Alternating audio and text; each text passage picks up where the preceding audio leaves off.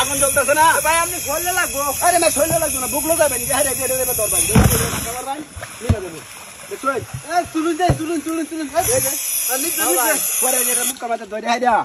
এটা খালি খুললে দিবেন না, এত আতা লাগবো ম্যাম না। এটা বুঝলে স্যার, হ্যাঁ এই গরম হয়ে গেছে।